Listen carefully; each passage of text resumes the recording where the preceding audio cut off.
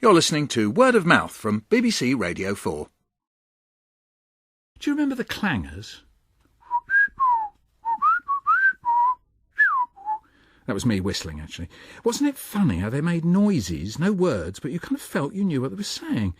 I worked a bit with Oliver Postgate, the creator of the clangers, and he showed me the set and how he shot it, and he got out the Swanee whistle that he did the clangers' language on.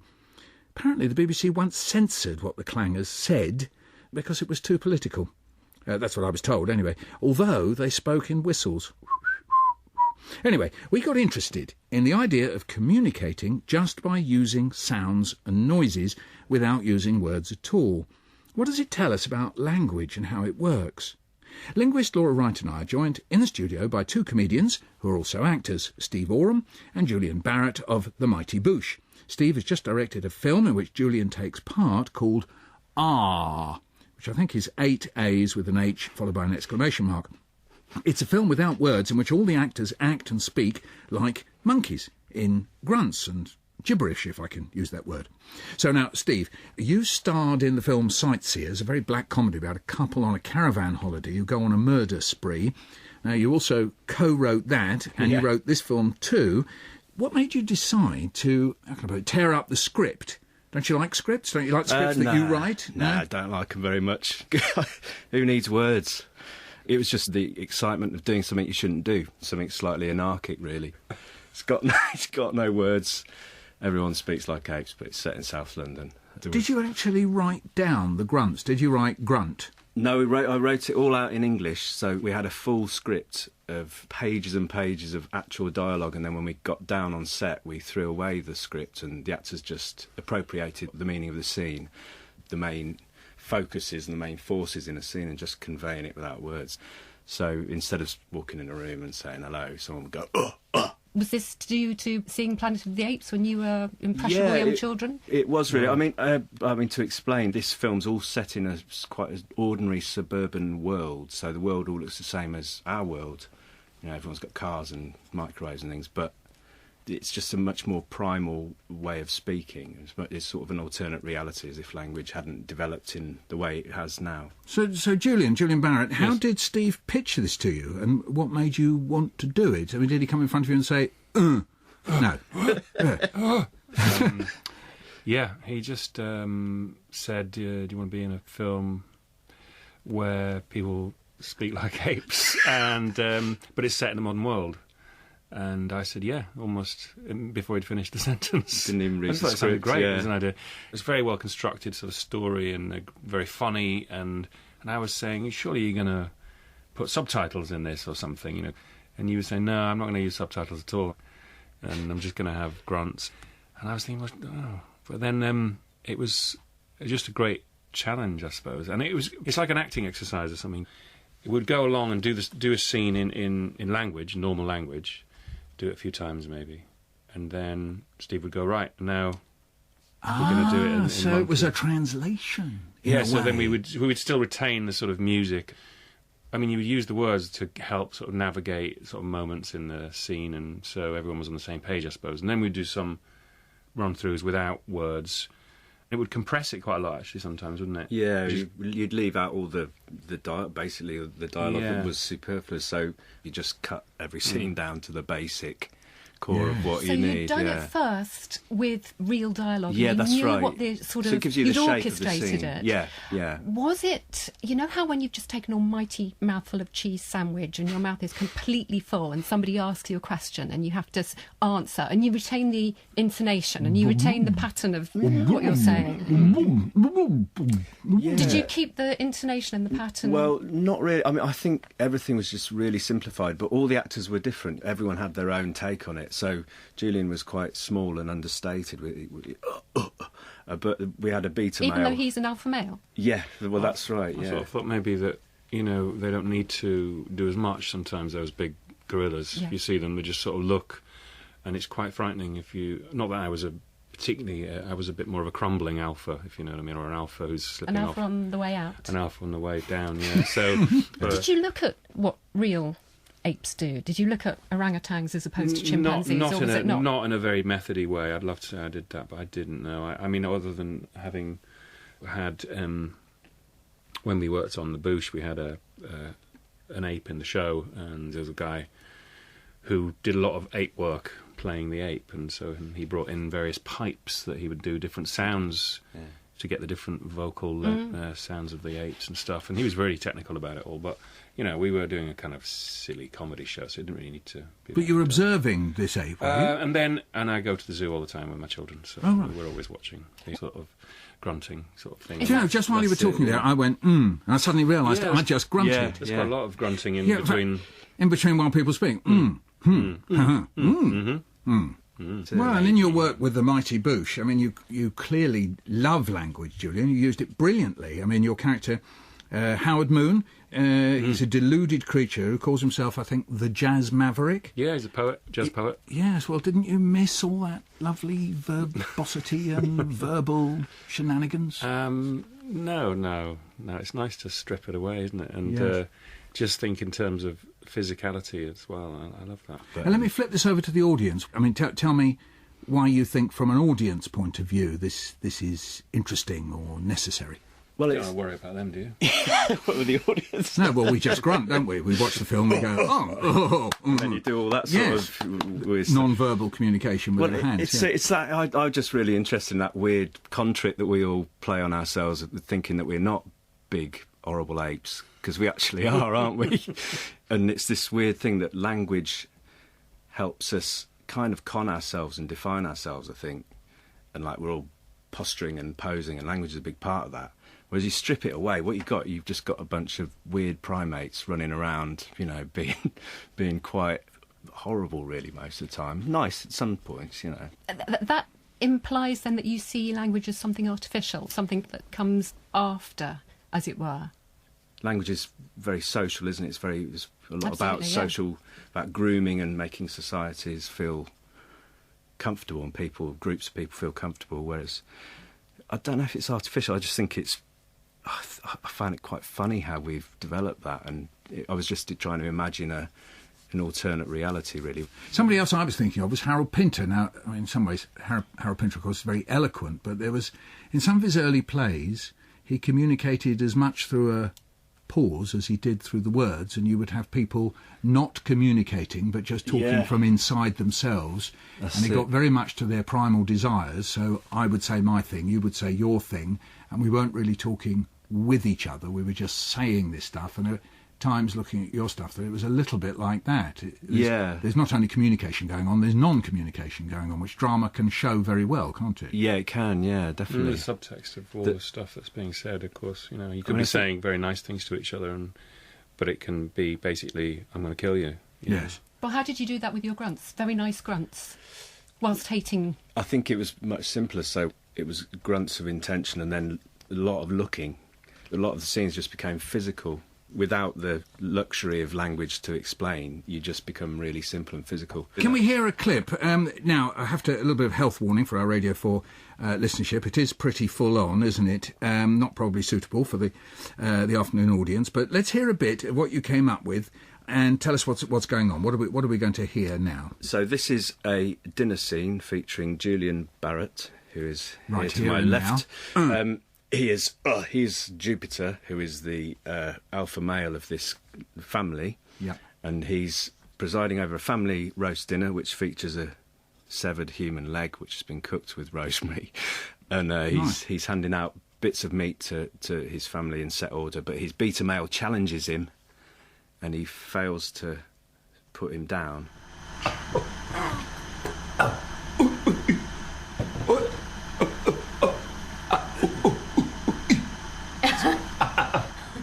There was a female noise there. You've got a female grunter.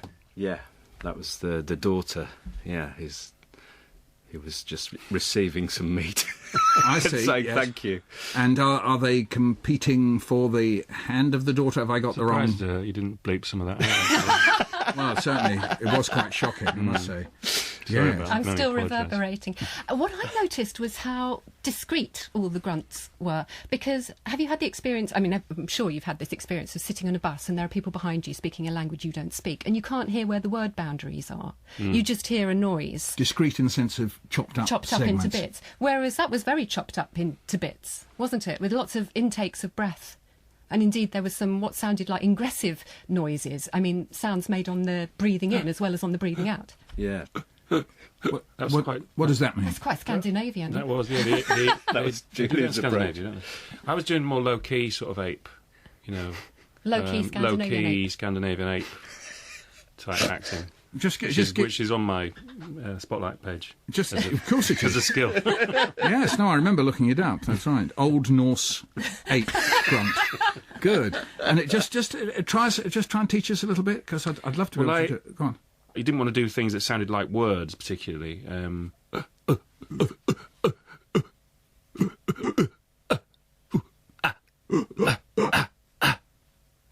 Listeners, that is Julian doing that, not me. I'm now going to try. No, I can't do it. What's interesting to me linguistically about what you've just done there is that it doesn't require an enormous amount of effort because you're not producing a particular vowel sound. You're not getting your teeth and tongues and your palate and, you're not in the way that we do when we speak. You're leaving it all quite relaxed. Right. So Yeah, you can sustain it over a whole film. Well, yes, I was playing the long game. Yeah, no, but maybe it's more of a reflection of what I'm actually... how I act as well, maybe a sort of version of that. I mean, is this kind of language, does it have grammar, Laura? Sorry, don't want to cut you guys out here, but talk to Laura as a linguist. People are grunting, they're saying things, the grunts are connected, people get things done, they're saying what they think. So does that mean that this kind of grunt language does have a grammar? Grammar in the sense that it's got a structure, because language does so many other things than just the semantic content of whatever it is that we're asking each other to do.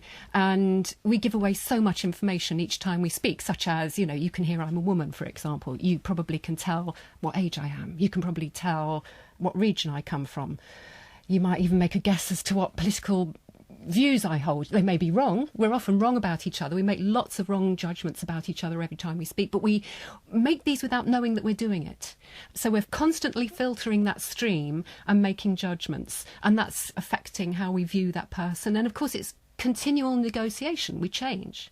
And But we is can that start off grammar? liking somebody and then not liking. Well, grammar in the sense of... I mean, a definition of grammar of a real language is simply the order in which you put your words, really. It's the words you use and the order you put them in. But if you take away words and have noises, in the context of the film that you've created, they've still got meaning, haven't they? Because this one means I didn't like what you said. This one meant go away. This one meant I liked it very much. You're giving out a meaning and the people are receiving a meaning. Yeah. But that would mean you, Julian, you'd have to be consistent. So if you said, I would like more potatoes, and the next time you said, I would like some more cabbage, your grunts would have to kind of overlap a bit on the principle of language. Were you able to do that? I mean, that is... I am able to do that, yeah. You are? Yeah. No. I can convey... I'm that powerful as an actor. So sometimes, though, because it was all compressed, it would be one grunt would be enough to convey all that. Yeah. But, also, good. it's a One film- grunt grammar. It wouldn't work. Basically. It wouldn't work so well as a radio play. I think it's like it would. It's basically film is the storytelling comes from the connection of the shots and the reactions, of course. So that's how it works so well in that medium. I think. So. They say a good film you can watch with the sound down.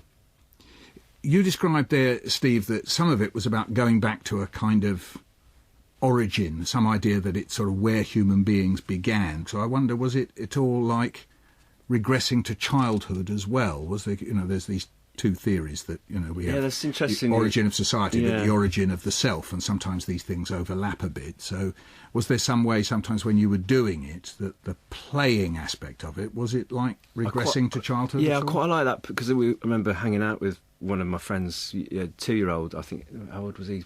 18 months, and he was at the stage where he obviously understood what was going on and kind of really wanted to vocalise but couldn't quite do it. The way he was talking was really quite influential on how I wanted us to do it. He was going, oh,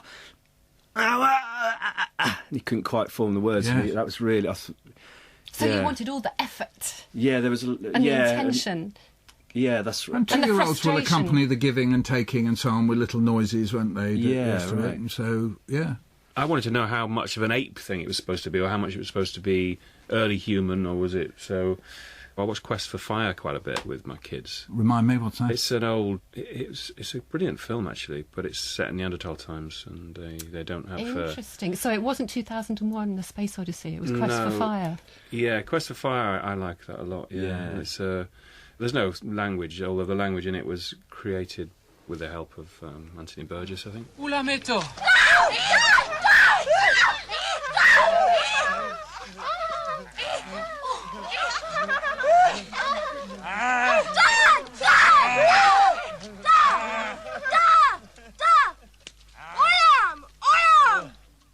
There are some other films like this, aren't there? One or two other great grunt epics. Yeah, there are, yeah. Tell us just about any There's- others. Well, one I looked at quite closely was a film called Vemrock, which Oh, is French film. a French film, yeah, where it actually starts off with mainly gibberish speak, so it does feel like a foreign language that you don't have a clue. There's no subtitles, but there's a progression through the film from that to becoming quite ape-like.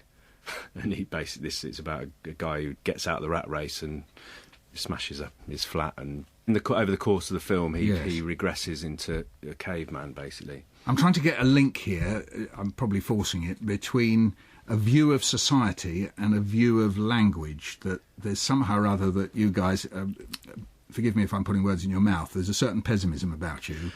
There's a look at us where there's a kind of narrative of decline going on, or our inner selves, there's a decline. So I'm going to match that with a kind of grunt language that perhaps, we say, well, teenagers grunt to each other. So is there a narrative decline in this?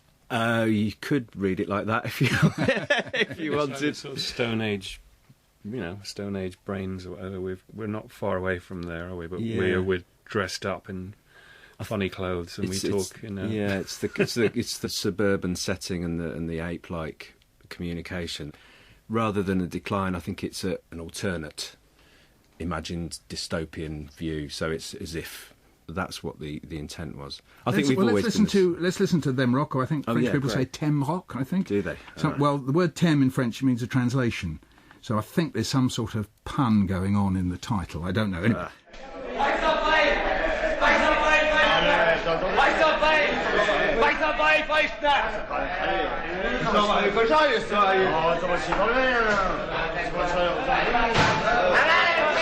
Sounds French. It's very French. It's isn't very it? French. Yeah. Now, they're in the locker room here, Yeah, aren't they, they at are. Works, Yeah. at the Works, and jeering at each other, and then it descends, isn't it? So Yeah. there's a comment going on here about the fact that when guys dressed in one kind or in Yeah. two different kinds, whether it's Chelsea and Arsenal or whether it's two different kinds of blouson that they're wearing and overalls, that they end up... But you can hear it's French, can't you? Going back Very to much that. so, yeah, very Yes. much so, yeah. And you could hear the Phil Spector wall of sound going on behind her. I mean, there was no it. polite turn-taking and, No.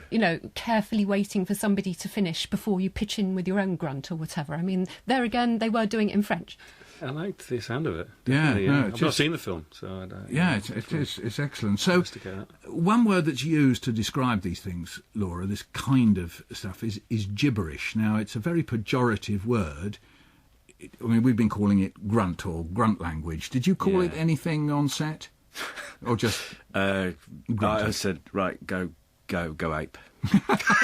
Yes, that's a commercial word now. Yeah. So, gibberish. How long's that word been around, Gobbledygook. Laura? Well, Yeah. it's probably been around for a long time. I mean, we first see it written down, actually, in Hamlet.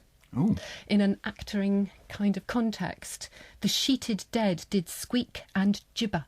It's related to jabber, jabbering, and we've got a lot of verbs: jangle, gabble, gabber, gabble, yabber, words which effectively don't really describe nonsense sound, actually describe perfectly coherent normal talk, but that which you want to make out it's nonsense. So, if a politician is Yeah. talking, you would say, oh, well, they're jabbering on. What that really means, you disagree with their views, not that they're really being incoherent or making the kinds of Yeah. grunts that you've produced. or it's used about languages other than your own. You're saying Yeah. those people over there are jabbering. Jabbering away But in... they may actually be Yeah. talking exactly the same way as Yeah. you. My It just grandma happens did to be. that. In My grandma Arabic came or- back once, she said, I've been on the bus. There's some Chinese people there talking their gobbledygook. Yeah.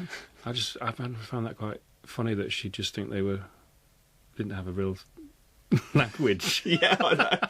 Talking their gobbledygook. Yeah, just made it up. Yeah, their gobbledygook. Yeah. What's interesting to me is when I hear actors who are clearly have been, directed to do grunting rather than speaking, that there's all the kind of meta stuff around language is ported in to what they're doing. So if you were, for example, a Japanese set of actors and you were doing it in Japan, then you'd have different body language, you'd have different laughter patterns, you would have different rates of silence. The noises that you make when somebody else is talking to say, I'm listening, I'm with you, I'm following. This is all very cultural and it changes from language background to language background. So is it Anglo-grunting? Well, exactly, yes. Yes, it is. I'm quite interested in selling the franchise to Southeast Asia now. That would be fascinating, wouldn't it? But they might find that quite interesting, the Anglo-grunting. They'll dub it. Right. They'll dub it as Southeast Asian. They might have to put in some nervous laughter or some extra silences. Very good. Now, we've got another clip. Let's listen to this one. This is 1 million BC, I think, isn't it, Laura? Tell us about this. This is 1 million BC, which came out in 1940. It mixes humans and dinosaurs, which some might object to and others might not. And there's some wonderful made-up grunts, which we're going to hear. But I must tell you about the main stars in it, because the main leading lady is Carol Landis, which is made-up gibberish for Francis Ridster. That's her real name. The leading man is made-up gibberish Victor Mature. His family name is Maturi, which is completely decent, reasonable Italian surname. But isn't that like Stallone? I mean, isn't that what Italian-Americans do? Yeah, but the spelling was really altered. Of course, yes. Yeah. I mean, it's part of going to America, isn't it, and changing your name. And Lon Chaney Jr., whose real name was Creighton to his mum. Oh, Creighton. That's a good name. OK, so we've got their non-gibberish names and their gibberish names. Let's have a listen to some grunting from 1 million BC.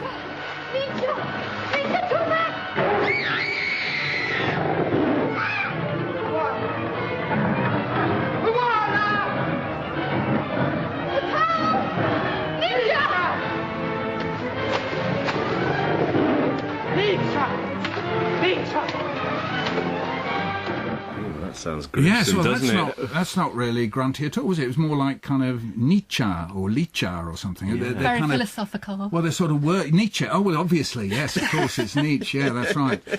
God is dead. That's more like making up some sort of foreign language. Well, it's a bit towards Klingon, isn't it? It is a little bit. Yeah. Kalalo, Kalalo, Umla, Bumla. Plus a full-on orchestra going on in the background. I used to do that as a kid, actually. I remember once me and my mate Stuart Walton, don't know if he's listening, but we were about 13, decided we were going to make up a language, an alternate language, so we could talk to each other in class without anyone understanding us. So we set off trying to do it over a period of weekends, just going, OK, so when you say chair, you say pula, and when you say hair, you say krumra, and when you say nose, and so we started doing this thinking that we would get... after a few weeks, we'd have our own language. We suddenly realised the sort of monumental kind of error of our, understanding in terms of how much language there is. You can't just sort of make up an alternate.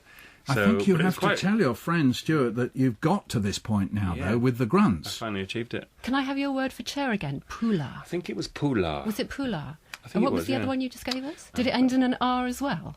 A lot of them did, yeah. I can see a little bit of a system going on here. Oh, yeah, right. But it's kind of interesting because the characters, or some of the characters in 1 million BC from 1940, also like those R endings. I mean, we've had our Nietzsche, but the characters, one was Soaka, and one was Loana, and one was Skakana. I mean, clearly the director or the scriptwriter, if there is such a thing, thought that we spoke in trisyllables ending in A.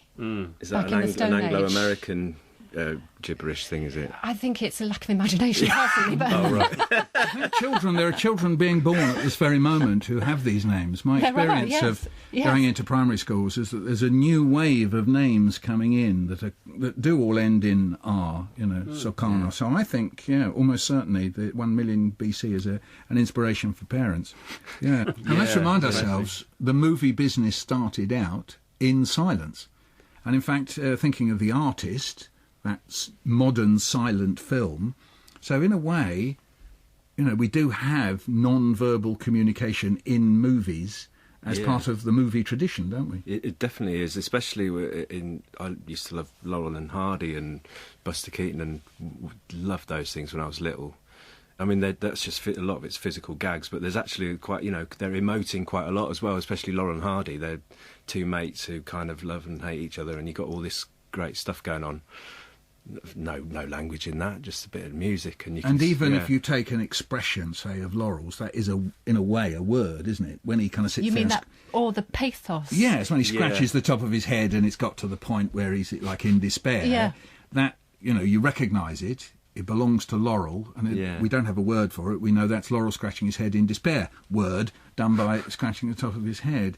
Yeah. I mean, do you think your film is actually very visual as well as grunty? Yeah, absolutely. I think it's and a lot of it's behind the eyes of the actors. So they're just looking, and it's a very, very sort of simple and primal kind of way to act.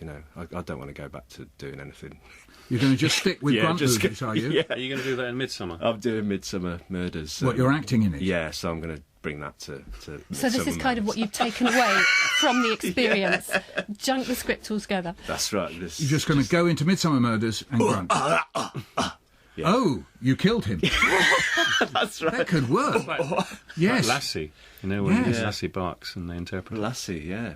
Great. Oh, that's a point. Lassie, great communicator. Pioneer of animal communication. Yeah, and Shaun the Sheep, the movie from Aardman, Nick Park and the rest, I think there's a whole soundtrack of squeaks and grunts and snorts. I haven't seen it yet, but...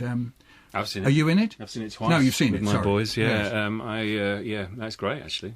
So, Julian, what has making this film made you think about language?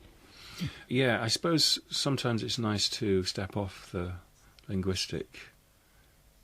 I'm going to call it a merry-go-round, and just sort of get off that and just go, I want to just be non-verbal for a bit. And I think, I've done a lot of stuff that's quite verbally intricate, and I enjoy that, and I write scripts, and I'm thinking all the time about words, and then it was such a relief to do something that wasn't that. But still had a grammar and a vocabulary because of the visual nature of the thing. It made me realise how much we communicate without actually speaking. Well, which means thank you, Laura Wright, Julian Barratt and Steve Oram.